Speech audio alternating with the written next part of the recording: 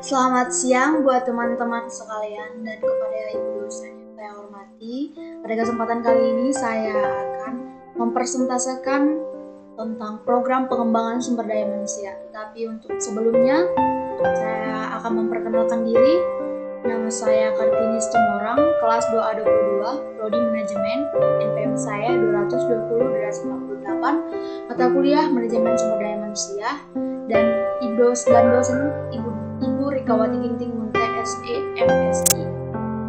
Pertama, pengembangan sumber daya manusia, yang artinya adalah salah satu tugas dari divisi Human Resource di sebuah organisasi atau perusahaan dan sebuah proses yang dilakukan untuk mengembangkan potensi yang dimiliki sumber daya manusia, baik yang bersifat teknikal maupun non-teknikal.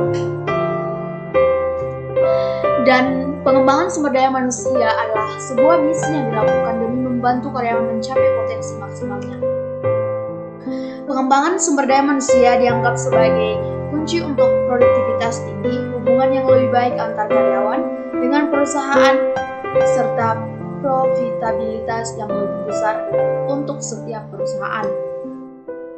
Di sini ada program yang diterapkan dalam pengembangan sumber daya manusia di suatu perusahaan, yaitu on the job training merupakan salah satu metode pelatihan dan pengembangan sumber daya manusia dengan tujuan untuk memberikan motivasi lebih tinggi bagi para peserta training untuk belajar dan berlatih. Dalam metode tersebut, para peserta akan diposisikan pada situasi dan tempat kerja yang sesungguhnya. Jadi, bila seorang peserta training melakukan kesalahan, hal tersebut tentu berpengaruh pada kinerja perusahaan tersebut. Dan yang kedua, disimulasi, yang merupakan bentuk metode pengembangan sumber daya manusia dengan memanfaatkan mesin-mesin atau peralatan pada kondisi lingkungan tertentu yang dibuat sama atau sesuai situasi kerja yang sebenarnya. Ada yang ketiga, job rotation. Dalam program ini, para peserta pengembangan dan pelatihan sumber daya manusia nantinya dimutasi secara berkala ke unit kerja atau jabatan lainnya, sehingga peserta pelatihan dapat memperoleh pengetahuan dan kemampuan secara menyeluruh tentang sebuah perusahaan. Yang keempat ada pendidikan. Pengembangan sumber daya manusia melalui pendidikan dapat dilakukan dengan meningkatkan kemampuan kerja dalam arti pengembangan yang bersifat formal dan berkaitan dengan karir. Setiap karyawan membutuhkan pendidikan untuk mengatasi berbagai masalah pada pekerjaan mereka dengan mudah karena pendidikan mengajarkan langkah dan cara yang digunakan dalam mengatasi permasalahan tersebut.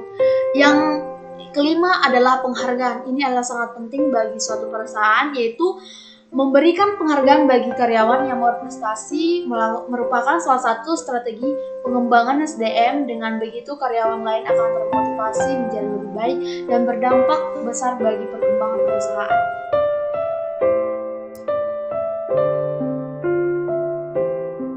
Dan kesimpulannya di sini adalah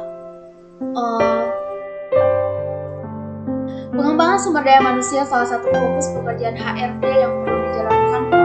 Pengembangan sumber daya manusia berbeda dengan pelatihan yang biasanya berfokus pada pengusahaan keterampilan tertentu. Dengan meningkatkan kualitas karyawan diharapkan dapat mengeluarkan kinerja yang baik yang menentukan bagi laju pertumbuhan usaha organisasi. Namun untuk mencapai hasil demikian diperlukan strategi dan pelaksanaannya. Pengembangan sumber daya manusia bisa dicapai dengan beberapa metode umumnya seperti pelatihan, pembinaan, rekrutmen, pengembangan karir, hingga hal kecil seperti pemberian apresiasi di balik metode tersebut. Nah, itulah kesimpulan dari program pengembangan sumber daya manusia yang bisa saya bawakan pada siang hari ini. Jika ada kesalahan atau perkataan saya yang kurang jelas, mohon untuk dimaafkan. Dan sekian presentasi yang saya bawakan. Terima kasih.